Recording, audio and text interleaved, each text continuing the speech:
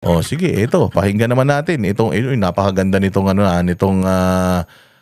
banat ni dito, ni Senator Chis Escudero. Oh, pakinggan ninyo ang banat niya kay Romualdez. Mahaba-haba ito pero maganda yung mga bibitawan niya rito kaya pakikinggan natin sabay-sabay. Majority Floor Leader. I rise to make a brief manifestation in response to the events of recent days. Ginoong Pangulo, meron po tayong kasabihan sa wikang Pilipino. Kapag nagturo ka ng daliri sa iba, may tatlong daliri na nakaturo palagi pabalik sa iyo. Nakita nyo yung turo, yun nga yung sinasabi ko actually, pag tumuro ka ito, merong tatlong daliri, 1, 2, 3 na nakaturo sa iyo pabalik. Kung mahilig kang magturo, ibig sabihin ikaw yung kawatan. Kapag may umutot at ikaw yung unang nag-react, ikaw yung umutot. Kadalasan ganyan. Diretso.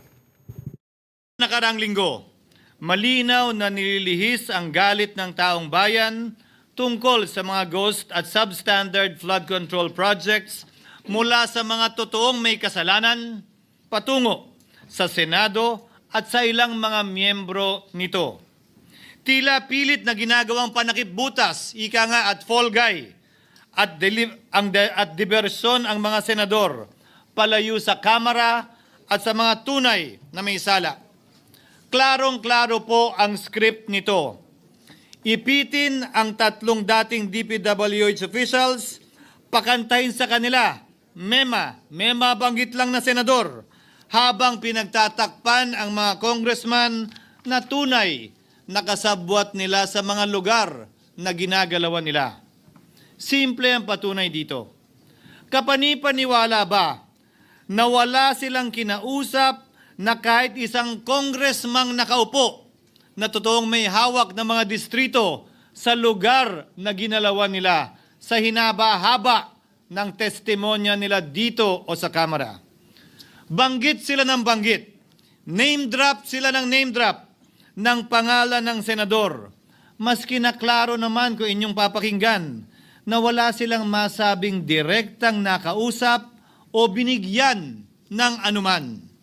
Lahat ito para lamang ipako ang mga senador sa media at sa publiko at ilayo ang atensyon sa Kamara at mga congressman. Bakit nga ba?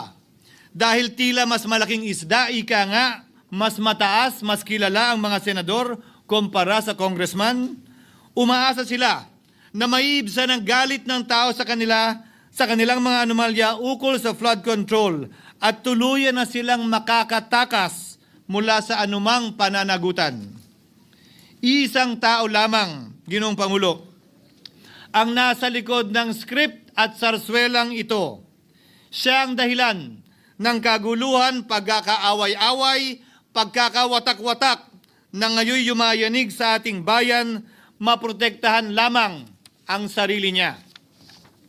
Ang pangalan niya ay matagal nang bulong-bulungan sa bawat sulok ng bansa, pero ngayon, unti-unti nang sinisigaw ng taong bayan.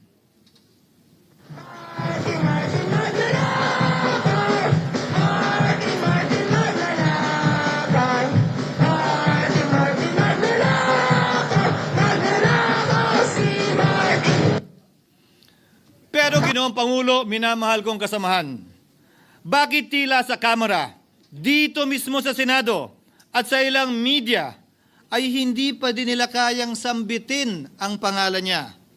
Pues, sasabihin ko. Iba nga, yun yung sinasabi ko yung kaninang reporter. Si Martin ang issue dito. Bakit ang gusto mong patanggal, ang gusto mong patahimikin si Marcoleta? Si Martin yung nagnakaw di umano, tapos si Marcoleta yung gusto mong umalis sa pag-iimbestiga. Anak ng tokwang bugok na abante ito. Martin Romualdez. Minsan ang binanggit ng mga diskaya ito mismo dito sa Senado, ang kanyang pangalan. Pero agad itong pinabawi nung humarap sila sa Kamara. Binanggit ni Master Sergeant Gutesa ang kanyang pangalan. Pero ultimo notaryo, natunto nila at pinabawi nila ang pagnotaryo. Buti na lang, huli na't nasabi na niya ang pangalan ni Martin Romualdez na pinanumpaan dito mismo sa ating Blue Ribbon Committee. Hindi ba't si Ginoong Gutesa hindi ba't si Sergeant Gutesa lamang ang bukod tanging testigo na walang kinalaman, hindi sangkot sa flood control issue, walang hininging immunity, deal o proteksyon kapalit ng kanyang pagtestigo? Siya ang kauna-unahang nagtestigo na personal na naghatid ng pera sa bahay mismo ni Martin Romualdez. Ang salaysay niya, Ginoong Pangulo, ay kumpirmasyon ng matagal nang isinisiwalat ni Congressman Chanco at Mayor Magalong kung sino ang ulo sa paglilimas sa kaban ng bayan na ating naririnig na rin. 13,803,693 with Congressman Saldico as proponent. For the record, ang binabanggit po nating Representative Elizaldico, siya po yung chairman ng House Appropriations Committee. Walang kaduda-duda yan. Ito nga, hirap na hirap silang banggitin pa yung isa sa mga mastermind nila dyan, si Saldico. Hirap na hirap pa silang banggitin. May isa pang mas mataas sa kanya? Hindi naman gagalaw yun kung walang... Siyempre, hindi naman gagalaw yun kung walang pahintulot yung mas mataas sa kanya. Just the House Speaker. Ginoong Pangulo, pahintulutan niyo po ako magkwento ng konti upang patotohanan ang mga salitang ito. Taong 2023 nung tinalaga si Ginoong Kiko Laurel bilang kalihim ng kagawaran ng agrikultura. Bilang suporta sa kanyang mandato, tinanong ko noon ang isang simpleng katanungan sa budget process natin. Bakit mas malaki ang pondo ng flood control kesa sa agrikultura?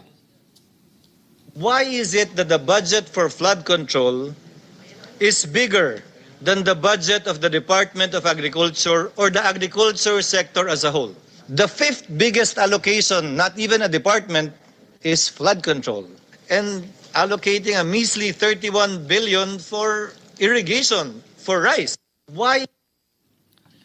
Pagkatapos po noon, tinulungan ko siyang bawasan ng flood control budget at idagdag sa 2024 budget ng Department of Agriculture. Aniya, tumawag daw sa kanya si Congressman Zaldico dahil pinapatanong daw ni Speaker Romualdez, bakit binawasan ang pondo ng flood control? Ngunit wala nang nagawa si Congressman ko dahil sinabi niyang pasayan ng Pangulo. Nung termino ko rin po bilang Pangulo ng Senado, maraming beses po akong tinanong ni Pangulong Bongbong Marcos tungkol sa panukalang budget para sa 2025. Sinabi ko po sa kanya ang buo at tapat na katotohanan para malaman po niya ang tunay na larawan at sitwasyon ng pambansang budget para sa taong yon. Ito marahil, Ginoong Pangulo, minamahal kong kasamahan, ang isa sa mga dahilan kung bakit pinag-utos ng Pangulo ang pag-veto at pag-for late release o FLR at pag-hold ng malaking bahagi ng budget nila. Marahil, isa rin ito sa mga dahilan kung bakit ninais ng Pangulo na matanggal si Congressman Zaldico bilang chairman ng House Committee on Appropriations dahil sa mga inilahad ko at marahil na-discover din ng Pangulo kaugnay sa 2025 budget. Hindi malayo, Ginoong Pangulo, na naganap din ang mga ito noong 2023, 2024 at mga nauna pang budget kung saan napakaraming ghost at substandard projects ayon kay Secretary Vince Dizon at ayon mismo sa talumpati ng ating kasamahan na si Senator Ping Lacson. Ngunit marahil ay walang naglakas loob na sabihin ang katotohanan kay Pangulong Marcos o magsumbong sa kanya kaugnay sa ilang mga bagay na ito bago ako.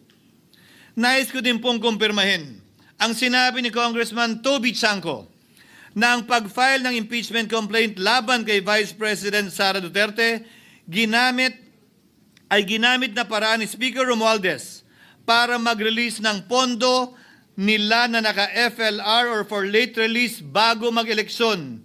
Maski na alam po niya na hindi po ito kayang talakayin ng Senado hanggang sa Hunyo pa mula nung simula. Ulitin ko, ginamit ni Martin Romualdez ang FLR at ang pangalan ng Pangulong Marcos upang itulak ang kanilang unconstitutional na impeachment complaint. Sabi nila, pumirma kayo dahil kung hindi lalabas ang pondo nyo na naka-FLR bago mag-eleksyon. Subalit, Ginoong Pangulo, hindi ito umubra. Hindi ito umubra dahil tinanggihan ito ni PBBM. Sinabi niyang walang ganyang uri ng usapan. At sinabi niyang hindi niya gagawin yon. Kaya't hanggang ngayon, nananatili pa rin for late release ang mga questionableng pondo nila. And that is why, Mr. President, distinguished colleagues, at the height of the impeachment controversy and amidst the passion of some sectors to remove the Vice President at all costs, I urged prudence and level-headedness because I knew that greed and not accountability was the reason behind it. In the end, Mr. President, the Supreme Court vindicated us. The Supreme Court vindicated us by saying, among others, quote, "There is a right way to do the right thing at the right time. This is what the rule of just law means." Kami ang boses ng masa, hindi natatakot. Katotohanan lang, di kami nalulunod. Walang bahid ng sismis, lahat ay totoo. Kahit sino ka pa, pag mali ka babanatan ka. Walang pinipili kulay, wala kaming kinikilingan. Basta para sa bayan, kami lalaban. Pag tama palakpakan, pag mali banatan, di matitinag, di matatakot. Para sa bayan, tuloy ang sigaw. Sa harap ng kamera, walang halong takot. Mga baluktot, lahat kayo'y tutumba. Ang hustisya at totoo, yun lang ang mahalaga. Kahit sinong harang, di kami matitinag. Walang pinipiling kulay, wala kaming kinikilingan. Basta para sa bayan, kami lalaban. Pag tama palakpakan, pag mali banatan, di matitinag, di matatakot. Para sa bayan, tuloy ang sigaw. Kung nasa tama ka, ikaw ay aming kasama. Pero pag mali ka, handa ka na bang mabasag? Banateros kami, walang inuunan. Dahil bayan muna, bago ang sarili.